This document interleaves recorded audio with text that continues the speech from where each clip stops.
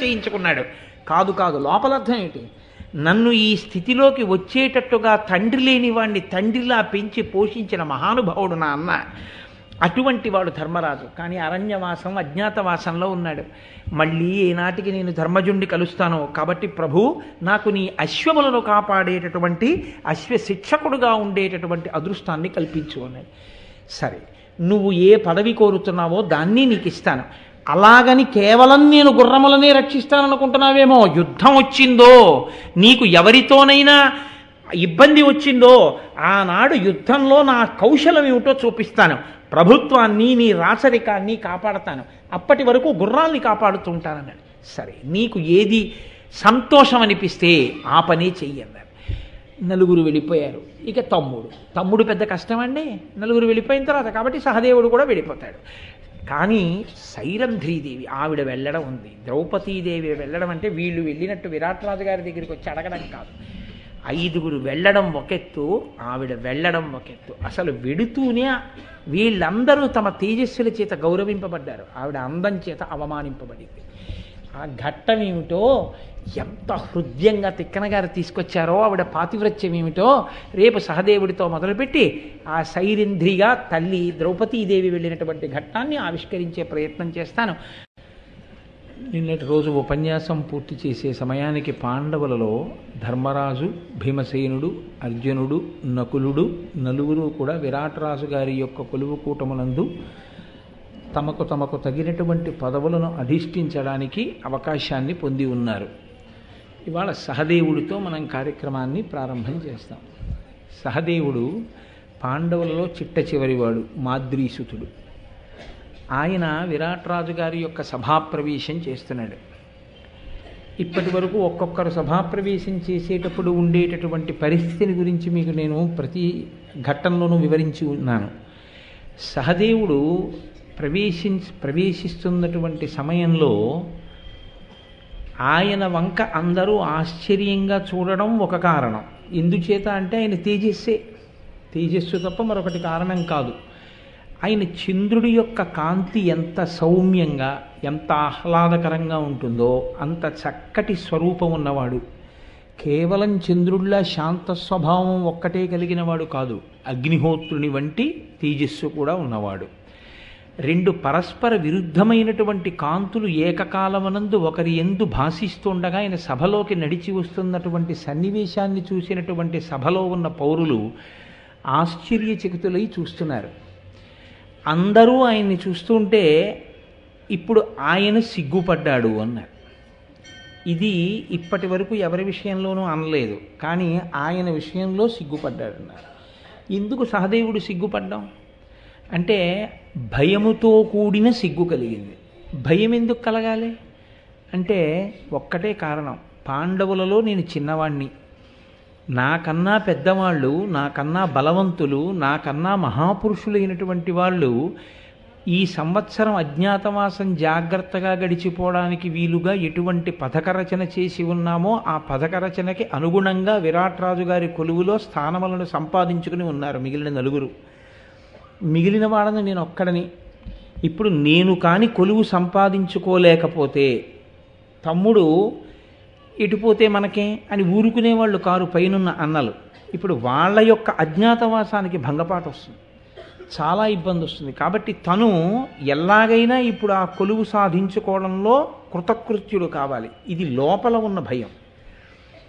అయితే మీరు ఒక మాట అడగచ్చు, చిన్నతనం ఏమిటండి, సహదేవుడు చిన్నవాడు అన్నయ్యలు వెళ్ళిపోయారనేటటువంటి ఆ చిన్నతనంతో కూడిన భయం ఉందని మీరు అంటున్నారు కదా. చిన్నతనం అనడానికి ఇంకా చిన్నపిల్లవాడు ఏం కాదుగా, పెద్దవాడు అయ్యాడుగా, అంతకుముందు ఎన్నో దండయాత్రలు చేసి వచ్చాడుగా. పైగా ద్రౌపదిని వివాహం చేసుకున్నాడు, ఇతర కాంతల్ని వివాహం చేసుకున్నాడు, సంతానాన్ని కన్నాడు. అంటే ఒక పరిణతిని పొందినవాడేగా. మరి ఇంకా చిన్నతనం ఏమిటి, ఇంకా చిన్నతనంతో కూడిన సిగ్గేమిటి? మీరు అక్కడ ఒక విషయాన్ని గమనించవలసి ఉంటుంది జాగ్రత్తగా. 10 మంది ముందు న్యూనతాభావంతో పొందేటటువంటి చిన్నతనం వేరు, తన మీద సమర్థులైనటువంటి పెద్దవాళ్ళు ఉండడం వల్ల మిగిలిపోయిన చిన్నతనం వేరు. ఈ రెండిటికి తేడా ఉంటుంది. న్యూనతాభావంతో కూడిన చిన్నతనం కొంతమందికి ఉంటుంది, అది ఒక రోగం, అలా ఉండకూడదు మనిషి. నేనెంతటి వాడినండి, నేనేం పనికొస్తానండి, వాళ్ళల్లోకి వెళ్ళడానికి నాకు ఏం అర్హత ఉందండి, అలా నేను ఏమని వెళ్ళనండి, నేను ఎంతటి వాడినండి, ఎప్పుడూ తాను వెనకపడిపోయి తను ఎందుకు పనికి మాలిన వాడిని అన్న భావనతో ఉంటుంటారు. అతి చొరవ మంచిది కాదు, అలాగని అలా దాక్కునే స్వభావం మంచిది కాదు. అది న్యూనతాభావంతో కూడినటువంటి చిన్నతనం తనకి తాను ఆపాదించుకున్నది. అది కాదు సహదేవుని యందు ప్రకాశించేది. సహదేవుని యొక్క చిన్నతనం తన ముందు సమర్థులైన పెద్దవాళ్ళు ఉండడం వల్ల ఉండిపోయిన చిన్నతనం. అంటే ఇది ఎలా ఉంటుందంటే, లబ్ధప్రతిష్ఠుడైనటువంటి వ్యక్తి ఇంటికి యజమానిగా ఉన్నాడు అనుకోండి, ఆ ఇంట్లో కొడుకు చాలా పెద్ద అధికారి, చిన్న అధికారి ఏం కాదు, ఆయన దగ్గర కొన్ని వేల మంది పనిచేస్తున్నారు, అంత పెద్ద అధికారి. కానీ తండ్రి లబ్ధప్రతిష్ఠుడు, అపారమైనటువంటి కీర్తి గణించినటువంటి వాడు. ఈయనది కేవలం అధికారం వల్ల నమస్కారం ఈయనకి. ఆయనది అలా కాదు, ఆయన కనబడితే చాలు నమస్కారం, ఆయన తేజస్సుకి నమస్కారం, ఆయన విభూతికి నమస్కారం, ఆయన అనుష్ఠాన బలానికి నమస్కారం. కాబట్టి ఇప్పుడు ఆయన కీర్తి వేరు, కొడుకు కీర్తి వేరు. కాబట్టి వచ్చే వాళ్ళందరూ కూడా ఎవరి కోసం వస్తారంటే, ఆ ఇంట ఇచ్చే ప్రతి శుభలేఖ తండ్రి గారి పేరు మీదే ఇస్తారు. కొడుకు పేరు మీద ఇవ్వడం ఏమి ఉండదు, అన్నీ తండ్రి పేరు మీదే. కొడుకు కూడా ఏ నిర్ణయం చెయ్యవలసిన అవసరం ఏమి ఉండదు. తండ్రి గారు పెద్దవాడు, మహాప్రాజ్ఞుడు, గొప్ప అనుభవశాలి, యుక్తాయుక్త విచక్షణ నిరిగినవాడు. ఆయన చేసే నిర్ణయానికి తిరుగుండదు. కాబట్టి ఎప్పుడు ఆయనే నిర్ణయం చేస్తాడు. వీళ్ళింటికి మీరు వెళ్ళండి, మనం వస్తున్నామని చెప్పాను, నువ్వు కోడలు కలిసి వాళ్ళింటికి వెళ్ళి రండిరా ఒకసారి అంటాడు. ఇదిగో ఈ 1000 రూపాయలు పట్టుకెళ్ళి చదివించండి అంటాడు. చదివించండి అంటే వాళ్ళ పేరు మీద ఉండదు చదివింపు. ఆయన వచ్చారు అంటే గుర్తింపు ఎవరి వల్ల అంటే ఫలానా వాళ్ళ అబ్బాయి వచ్చాడంటారు. ఆయన ఎంత కీర్తి గణించి ఉండనివ్వండి, ఆయన ఎంత అధికారంలో ఉండనివ్వండి, ఆ పిలుపు దేంతో కలుస్తుందంటే లబ్ధప్రతిష్ఠుడైన తండ్రి ఉన్నాడు, అందుకని ఆయన కొడుకు వచ్చాడంటారు, ఆయన కోడలు వచ్చిందంటారు, ఆయన భార్య వచ్చారంటారు. ఇప్పుడు ఏమైపోతుందంటే ఆ చదివింపు కూడా ఎవరి పేరు మీద అంటే, మహానుభావుడు ఆయన పంపించాడు రా అంటారు. ఆయన పంపించినటువంటి వస్త్రం, నాన్న నీకు ఇది ఆశీర్వచనం కట్టుకో అంటారు. తెచ్చినవాడు ఏమిటి అంటే ఒక దూత వంటి వాడు అంతే. ఆయన కొడుకు అవ్వడం ఆయన అదృష్టం యథార్థానికి. తప్ప కీర్తి అంతా ఎటువైపు నుంచి అంటే తండ్రి వైపు నుంచే. ఈ పెద్దరికం ఇంట్లో ఉంటే కొడుకుకి షష్ఠి పూర్తి వచ్చినా సరే చిన్నతనమే ఉంటుంది. ఏ చిన్నతనమో మీరు అర్థం చేసుకుని ఉంటారు. తండ్రి గారి గౌరవాన్ని అర్థం చేసుకుని తండ్రి అలా గౌరవింపబడడం అత్యంత ప్రీతితో అంగీకరించి మసలుకున్న కొడుకు. ఎన్నాళ్ళకి ఆయనదేనేంటంటే పెద్దరికం, ఎన్నాళ్ళు మా నాన్నగారికి 75 ఏళ్ళు వచ్చాయి, ఇంకా నా పేరు మీద ఇవ్వాలి కాదు, ఆయన రాగలరా ఏమన్నా నా అస్తమానం అన్ని పెళ్ళిళ్ళకి, ఏదో ఎంత కీర్తివంతుడైతే మాత్రం అక్కర్లేదు నా పేరు మీద ఇవ్వండి అనేవాడును అలా మాట్లాడే కోడలు కాదు. ఒకవేళ ఎవరైనా తెలియక ఈయన పేరు రాస్తున్న తప్పు, మా మామయ్య గారి పేరు రాయండి అని చెప్పేటటువంటి సంస్కారం ఉన్న కుటుంబం. ఇప్పుడు వాళ్ళంతట వాళ్ళకు ఒక నిర్ణయం చేయడం, వాళ్ళంతట వాళ్ళకి ఒక సమస్యని పరిష్కరించుకోవడం తెలీదు. ఏదైనా ఒక సమస్య వచ్చింది అనుకోండి, మామయ్య గారు రానివ్వండి అడుగుదాం. కాబట్టి ఇప్పుడు ఏం చేస్తారంటే, రాత్రి మామయ్య గారు వస్తారు, కోడలు మామయ్య గారిని అడుగుతుంది. కొడుకు, నాన్నగారండి అడిగిందా మీ కోడలు? అడిగిందిరా చెప్పాను. ఏం చెప్పారే నాన్నగారు? ఇలా చెప్పారు. సరే నాన్నగారు అలా చెప్పారు కదా చేసేయి. ఇప్పుడు కొడుకుకి ఆలోచించడం అన్న అలవాటు ఏమి ఉండదు కొత్తగా. అలాంటి వాడికి అకస్మాత్తుగా తండ్రి గారు ఏదో ఊరు వెళ్ళారనుకోండి, ఓ పని చేయాల్సి వచ్చింది అనుకోండి, ఏదో చాలా ముఖ్యమైన పని ఇప్పుడు తాను స్వతంత్రంగా చేయవలసి వచ్చింది, అలవాట్లేని పెద్దరికం వచ్చింది. ఇప్పుడు మీరు గమనించారా లేదో, తను నిలబడడం తనకి తానుగా నిలబడాలి. ఇప్పుడు చెయ్యి వేసుకోవడానికి ఊంచుకోవడానికి అవకాశం లేదు, ఆయన పేరు చెప్పుకు బతకడానికి లేదు. ఇప్పుడు తనకి తానే ప్రకాశించాలి. ఈ ప్రకాశించడంలో ఏమైనా తేడా వచ్చిందనుకోండి, అది ముందున్న పెద్దవాళ్ళని చాలా ఇబ్బంది పెట్టేసేది అనుకోండి. ఇప్పుడు ఆ చిన్నతనం మరింత బయటికి వచ్చేస్తుంది. అయ్యి బాబోయ్ ఏమిటో మనకు అలవాట్లేదు, ఇప్పుడు ఎలాగో ఏమిటో, నాన్నగారు చూస్తే ఊళ్ళో లేరు, నాన్నగారి పేరు చెప్పడానికి వీల్లేదు ఇక్కడ, ఎలాగో ఏమిటో అన్న తడబాటు వచ్చిందనుకోండి. ఆ తడబాటు వస్తూనే అన్నీ నాన్నగారు చూసుకునేవారు, మనకేమో ఇవన్నీ తెలియవు, ఏమీ లేదు, నాన్నగారు ఉంటే గొడవ వదిలిపోయేది, నాన్నగారు లేరు, నాన్నగారు సెల్ మోగదు, నాన్నగారు ఎక్కడో కేదార్లో ఉన్నారు, అక్కడేమో సెల్ ఫోన్స్ పనిచేయవు, ఎలా ఇప్పుడు అని వేళ్ళు విరిచేసుకుంటాడు. అలా నేను ధర్మరాజు గారి తమ్ముడిని చెప్పుకుని వెళ్ళిపోవడానికి లేదు. మా అన్నయ్య గారు వచ్చారండి అందుకు నేను వెనకాల వస్తున్నానని వెళ్ళిపోవడానికి లేదు. తనంత తాను తన ప్రతిభతో విరాట్ రాజు గారి కొలువులో ప్రవేశించాలి. ఏమిటి తనకున్న ప్రతిభ? మంచి విలుకాడు, గొప్ప సుక్షత్రియుడు, అది చెప్పడానికి లేదు. ఏమని చెప్పాలి? తనకి ఎంత గొప్ప లక్షణం ఉందో అది పక్కన పెట్టి అంత హీనమైంది చెప్పాలి. ఏమిటి అంత హీనమైంది? నాకు ఆవు దూడల్ని కాయడం వచ్చని చెప్పాలి. అంటే వేరొక మాటలో చెప్పాలంటే పశువుల కాపరి.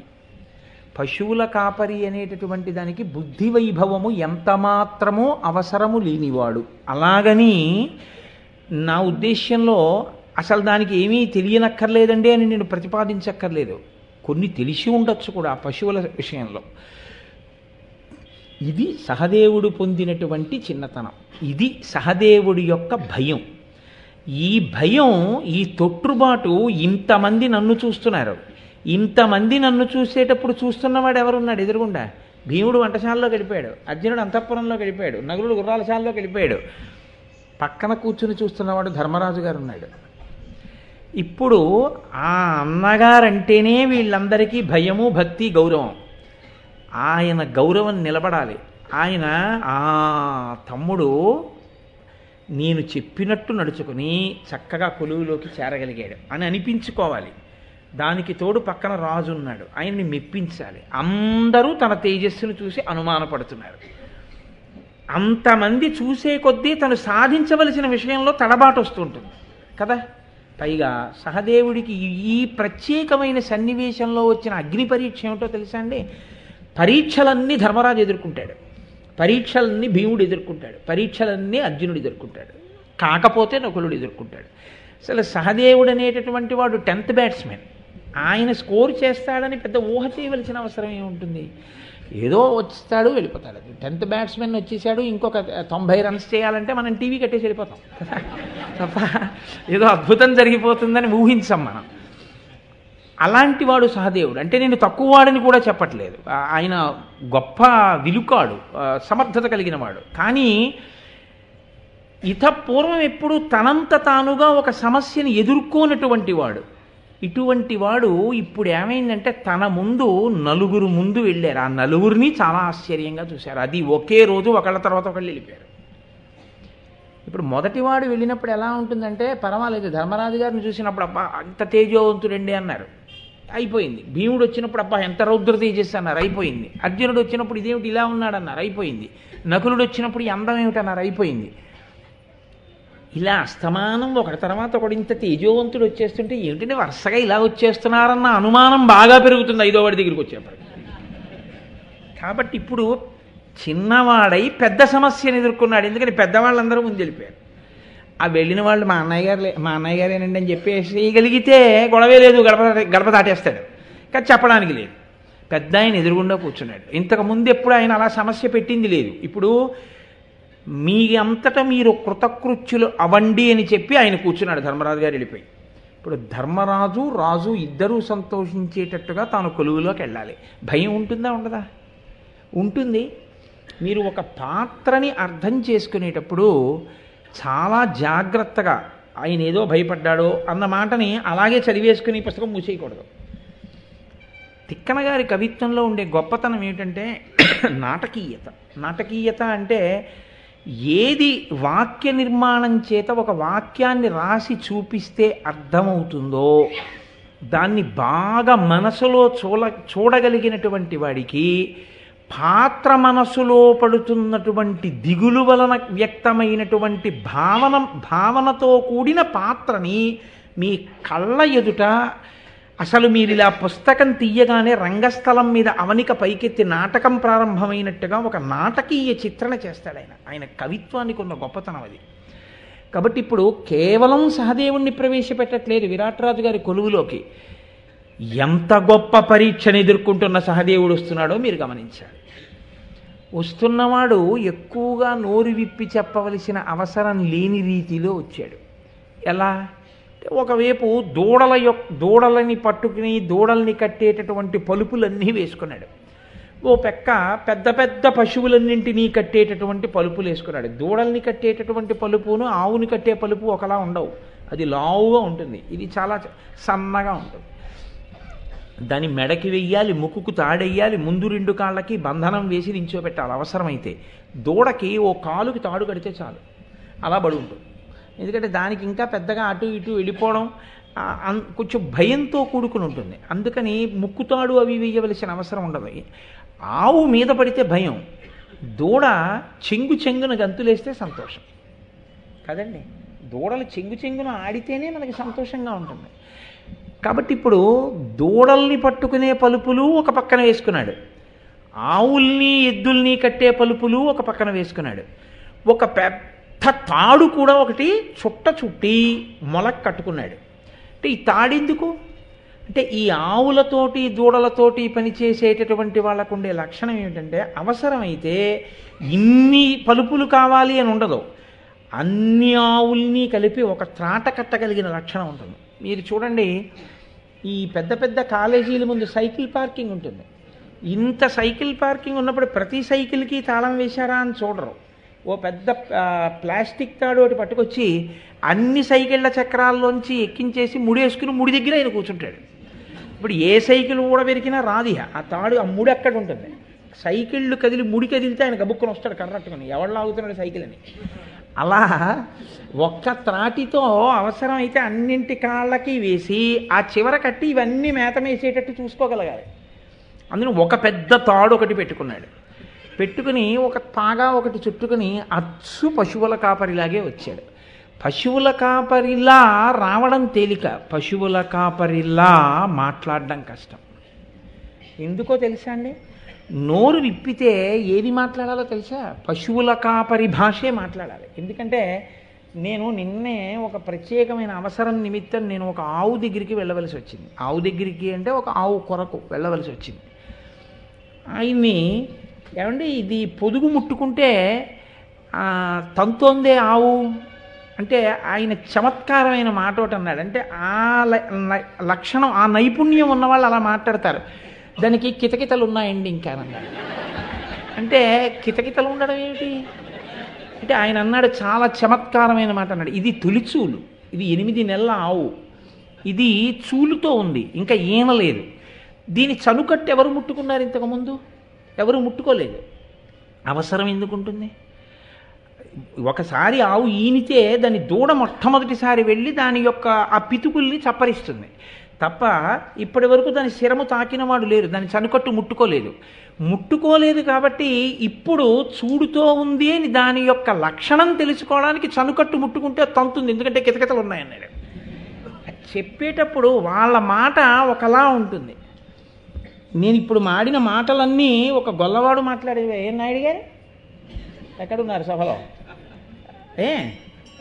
వాళ్ళ మాట తీరు ఒకలా ఉంటుంది. ఆయన అన్నాడు, ఎందుకండి అలా బెదురుతోంది అంటే, మీరు కొత్త బట్టలు వేసుకున్నారు కదా అన్నాడు. అంటే కొత్త బట్టలు ఏం కావేవి, కొత్త బట్టలు అంటే మేము రోజు ఏ బట్టలు వేసుకు తిరుగుతామో అలాంటివి కాకుండా గళ్ళ చొక్కాలు, ప్యాంట్లు, చొక్కాలు, బూట్లు ఇవన్నీ వేసుకొని కారు వేసుకుని అక్కడ దిగితే అది ఏమిటో కొత్త వాళ్ళు, ఈ రంగు బట్టలు ఏమిటి, ఈ బెల్ట్లు ఏమిటి, బూట్లు ఏమిటి, వీళ్ళు ఏమిటి, ఎందుకు వచ్చారు అని దానికి ఒక బెదురు.